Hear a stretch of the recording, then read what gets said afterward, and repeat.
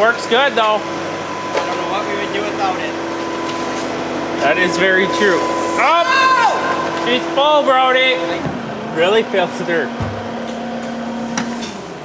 We're just coming down to that seed stack.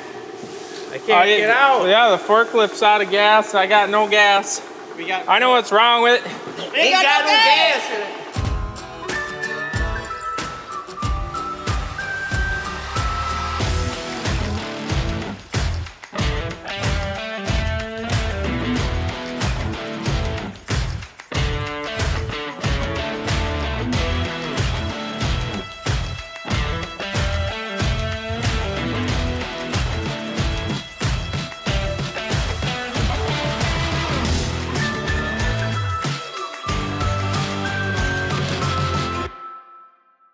We're down to your favorite forklift, Brody. You think that's my favorite forklift?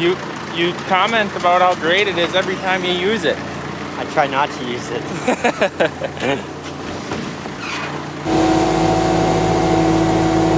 Gosh, this works amazing. I like dumping these into the Pro Box rather than the seed sack. Time for another load. Well, we've gotten way too many soybeans. So what's been going on and what we're doing is he has been replanting three fields, 2 of which got totally replanted. Three got totally replanted. Like, I mean, do headlands and just totally start over. And we really didn't know. Then he patched in a few other spots and fields. We gotten way too many beans on hand. Thought we were gonna have a lot more to do. So now we got an issue with that. Got way too many soybeans on hand, and now we gotta go replant black turtle beans. So we get to clean the planter out for the 3rd time, and that's what we are currently doing. Sucked all the beans out of the planter. Looks like the next 10 days we got rain in the forecast, so it should be good. We got way too many beans, Randy, way too many. Like boxes of them. In the planter? Well, that box is full and the seed tender has a lot on. A lot. Yeah. So that's not good. So it works pretty good to get the CCS fan going and then leave all these hoppers full. Blows them out of the line. Actually works really well. But what we found is you have to leave the mini hoppers full so that you have back pressure. Otherwise, you don't have enough flow to blast them out. Nothing?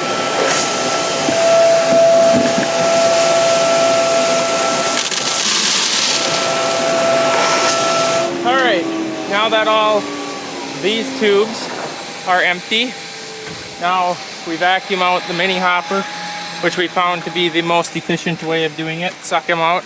Then we got to pull the plate, make sure there's none hanging up in there. There's normally like 10 of them in there only. And then the planter should be cleaned out. All right, so planter's green light. It's totally cleaned out. We've gotten really efficient at doing that. Now we get to do the seed tender. We're gonna leave the beans on the back hopper. Who knows what all shakes loose. Maybe we'll be replanting more beans, I don't know. We're gonna make sure we cannot open that hopper. We're going to clean the front hopper to put the black beans in because I don't think we can reach the refuge tank with a forklift. We discovered that we got like this grease in our beans. We didn't know what it was until, I don't know, Brody got looking. Here I think our seal has gone out in our motor and it's putting hydraulic oil in our kelp. And it turns to look like grease, and then it plugs up all your row units, so. Gotta do a power cycle.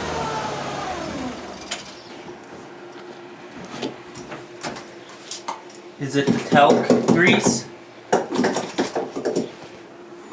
Yeah, so if you ever get this greasy substance in your seed, your talc conductor is putting oil in your talc. It works really good. What does? Oil in your talc. Yeah? Yeah. Okay, shut the lid. I'm gonna stay in here.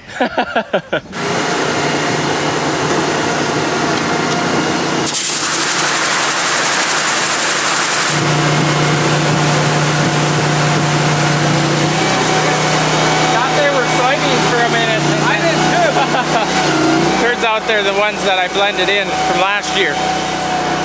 The leftover ones. Here's some more Zorros. This is from last year's planter clean out. Yep, look at them. These are bigger ones. Oh my gosh, a rock! Really nice having air on the planter. You want to turn it on, Brody?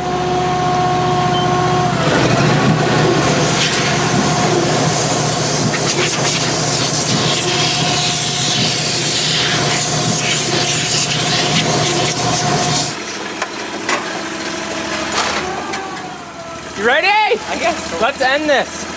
Let's end I'll this. short of seed. I'll need more seed, and Johnny will be here trying to load seed. Yeah, and I'll be spraying. I'll just shut it down. Look at this guy. I'll just shut Who it down. wants to drag me across the finish line? I'm never gonna make it. There's a sink with soap, like. And warm water. I thought the water was off. No, this is live from the house. Shop water's off. Plumber's here working. I'm getting the main of it off.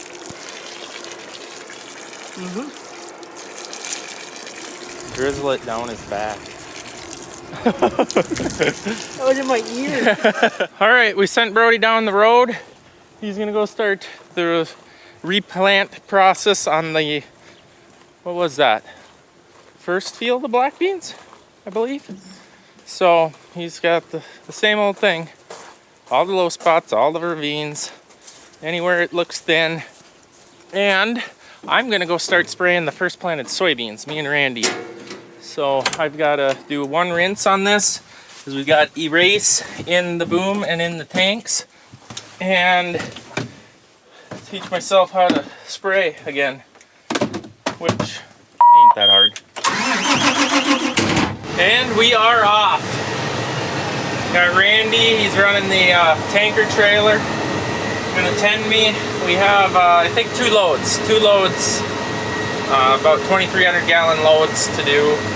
It's the first planting go around of soybeans. Well, I'm back, heading to the farthest away field that we have to replant the corn on spots, as I have been busy doing. I have not taken the time to actually look or do the calculations on what percent of the corn we have had to replant so far, but I think I'm touching a little over, do I dare say a number? I believe it's about 400 acres out of our total acres, so it is it's been quite an overachiever of a year for replant. Everything in us tells us not to be planting corn anymore, but we just don't know what else to do because of all the big spots that are totally dead, nothing. If we don't put some sort of a crop or a cover crop out there, we're going to use corn as the cover crop. We'll see what happens. Maybe it'll yield. Maybe it'll be 40% moisture also. Well, let's hope that it's not 40%, but I'm sure it's going to be 30% in those spots, and it should blend in if we can even get it harvested without resetting the whole combine. Whatever. We're going to treat it as a cover crop. So that's what we're doing, and I'm sure if everything goes as it has been, you'll be with at harvest to see how it all turns out. It's going to be interesting to stick around and find out. But All right, we got all the chemistry in, just filling up with water now. I missed my other tender trailer. I don't have to ever rinse the jug out because it's got, in the express fill, you can just put the jug on there. It rinses it for you. I don't like shaking jugs. Triple rinsing. But that's what we got. So we got her done now. First of many, Randy. First of many, and Get the duct tape out. he already lost the lid. Don't tell anybody. I feel really bad. Steve lost one this spring, and so it was a brand new one. One load, one lost cover. It's gonna take a lot of covers. It happens. It happens. All right, I'm loaded up with 2,300 gallons, and so this whole field, can you see? You can kind of see it's greener over there. This half of the half section, about 150 acres, 140 acres of it, always is more ready than the east half, so we planted that early. Brody's actually been out replanting in the eastern half of this, so I don't know if you can see how thin it is. And there's a lot of darker areas where there's just nothing. So this was one, or half of this field is one of the fields that Brody had to replant. All right, I'm going back and forth. So I actually used Autopath to go around the edge of the field, and that works like, that's impressive. That worked really, really well. Kept me in the row around all the curvy headlands. That, I was very impressed. It like chose which row, like the guest row is like weaving, getting wider, narrower, and it chose which row it wanted to keep one of the tracks in, because obviously one track is going to run over something. And it chose which one, and it worked great. Kept it in the row around this curve. The downside to it is it wants me to spray on the guest row going down the field. So I'm actually using a straight track, which so far is working fine, but I'd really like to use Autopath, so I'm thinking I'm going to call my AMS lady and see if there is a way to switch it, to tell it, and maybe it's simple, I don't know. Eric was messing with it and had the same issue and never had time to call, so I think I'm going to do that now, since I got mile-long rounds and should have some time. Alright, so I just talked to Margot and we ran through a couple other things because this thing disconnected from the op center, so it ain't sending the data up, so she's going to be working on that in the background. But what she said is go to Auto Track, choose your Autopath line, hit the pencil, and then you can choose fewest passes, which is what it was trying to do, because it would have worked out great on the guest row, but we have tram lines. I don't know if you knew that, but we have our bean rows spread where the tractor drives to 24 inches. So it really isn't feasible to spray in 20-inch rows with the guest row kind of getting wider and narrower. So we changed it to source of path operation or whatever. And now I'm sitting where I want to, and I have Autopath. But if I wanted to spray on the headlands and be on the guest row, I have to switch that back like when I get to the next field. Nonetheless, I figured it out, and I figured there would be a way to figure it or get that going, but it was simple. It just is in the background of somewhere I have never clicked before. So now we're set up to let her eat. And if you don't have any clue what I'm talking about, Autopath, that's totally understandable, but basically it's the globe on the planter and the whole John Deere system. Autopath records literally everywhere the planter drives, so it knows exactly where the row is and keeps the tractor like on a side hill. You won't have to nudge or shift. Alright, I'm on my last pass in this field. I'm only doing about 30 feet because right there is the line of the earlier versus late planted stuff. Yeah, and Brody wasn't in this area replanting, and it should have been. There's a bean plant every, I don't know, foot and a half. Oh, I think the whole field should have been done. Well, who knows? After the forecast that they're talking, literally for the next 10 days, they're talking chances of rain.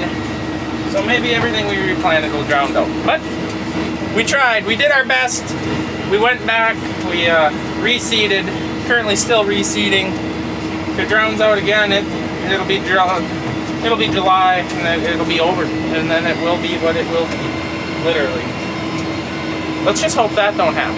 No big deluges of water. Is that the word Dougal uses? I don't know. Flooding. Too much. too much. No more with the too much. Well, I'm back at it again. Oh, the policeman just drove by on the highway. Haven't seen really a vehicle all day long on the highway here, but yeah, thanks for asking, or should I say thanks for reminding me. This is the field where it happened. Got soaked with the fertilizer, you know, remember? Oh, I know you do, because I remember, and I'll never forget it. I'm up to 14.5 acres. I'm guessing there's going to be another 4 or 5 acres. Be nice to 2020 rule for crop insurance. 20% of the field or 20 acres, I believe, is the rule. So crop insurance will kick in and help out a little bit. Not a big deal, but it will do. It'll help. So continuing on back and forth until I'm to that side of the field, and I'm about half done with this quarter. I'm gonna go run through the road ditch here, see how many wood picks I can get on me. Quick check reveals 0. So I don't know. I've been watching a few of you guys on Instagram that well, you guys are down south farther, but we're replanting because there's 0 spots or 0 corn in some spots, and I'm watching you guys, some of them planted in the end of April, and the corn is up to their shoulders.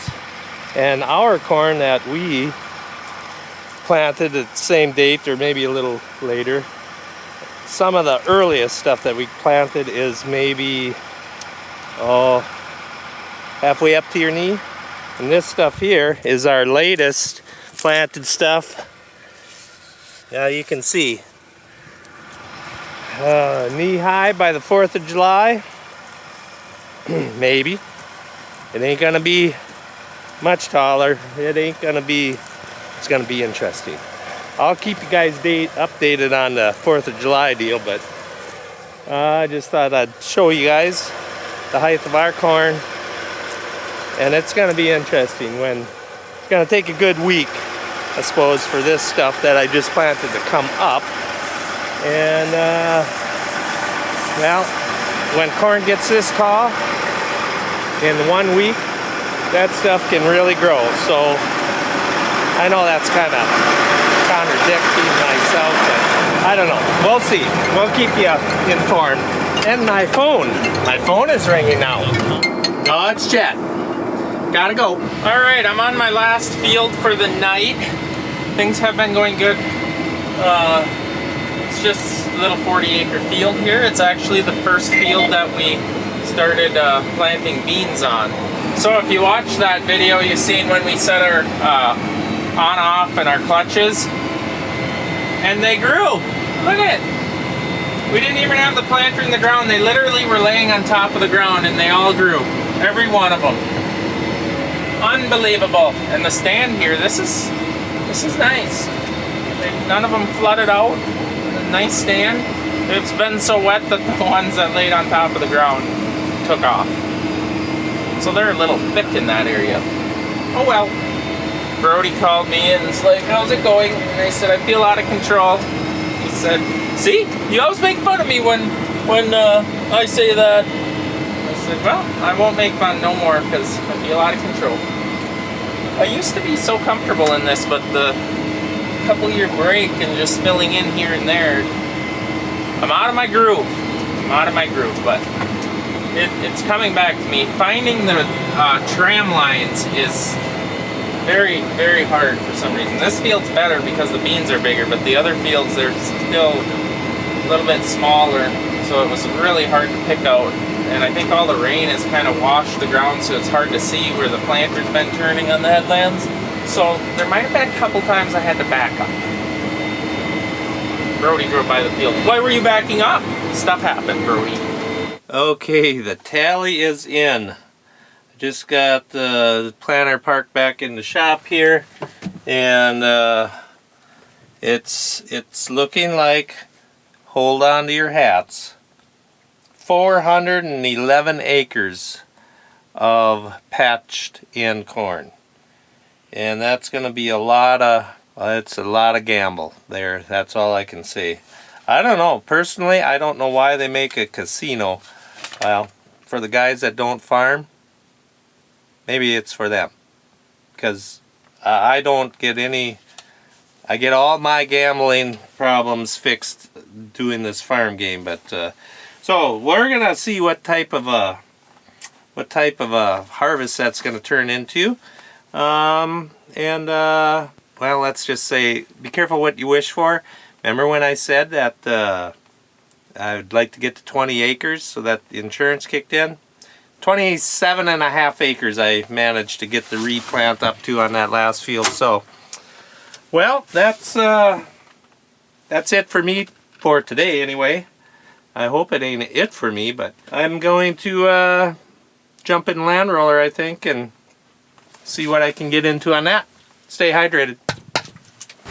Okay, last fill of the day with the new toy. I've been using it all day, trying to get used to it before I brought you guys in. This is an Apache AS 1250, demoing it. They brought it down and said it's two-wheel drive, 15,000 pounds lighter than a deer. It should make it through everything, and so far I have found a lot of mud, and I've had some close calls, but it's been just fine. I did get stuck in the T-track yesterday, so it is wet out, but it's a lot to get used to, this self-propelled life, and tires instead of tracks. T-track's pretty easy to drive straight with, auto track and whatnot, hand steering. The wheeled outfits they come with their adjustments. You got to make adjustments, but this is set up with a fuel flow meter, just like our pull types. 1250 gallon tank.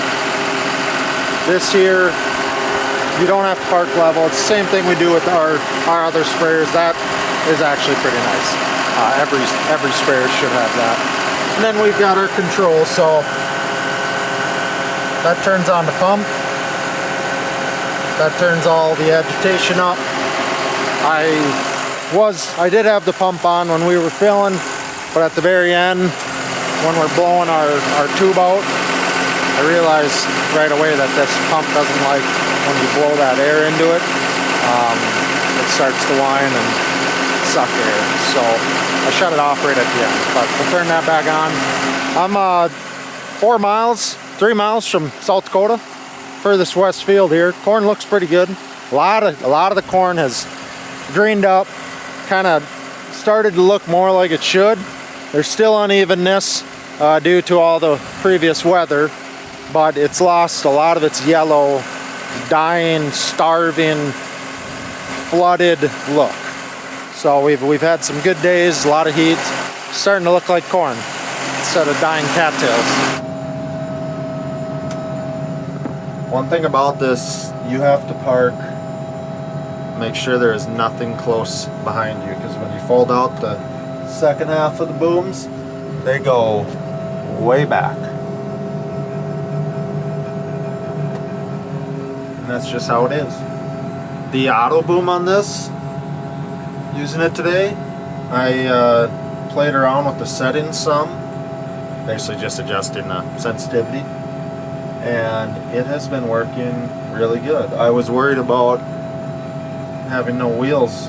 I was worried about having no wheels on the booms, and it hasn't really been an issue. So we'll turn that on. They take over. They are down. We're ready. So I am on auto track right now, which I have been playing around with a lot to try to get it to work decent. It's no T-track straight driving machine, but I don't have RTK set up, and well, right now I'm going 16, which that is the biggest difference. Wow, do I like that compared to when we're pulling self-propelled with tractors. I usually don't drive 16, and this is nice. And it does have pulsating nozzles. It's set up with that individual row shutoff, so it's very similar to our pull types in that category. And you sit so high up here, it's kind of nice.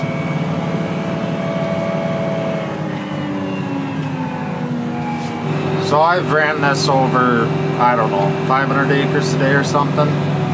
There's a lot more to get used to on it, but obviously the tank size is not what we're used to. It's an adjustment, but we've made it work today. The speed in the field is, well, like I'm going 19 right now. The speed on the road, you can't beat that compared to the pulling it with the T-tractor. I think I'm getting on the self-propelled bandwagon here. I know I got more done today had I been in our T-tractor going the speeds that it can go. Road travel's a big thing.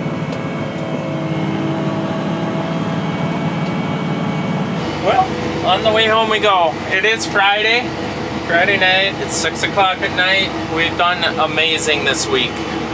Beginning of the week, everyone got just extremely overwhelmed. Trying to finish planting, finding out we have to replant.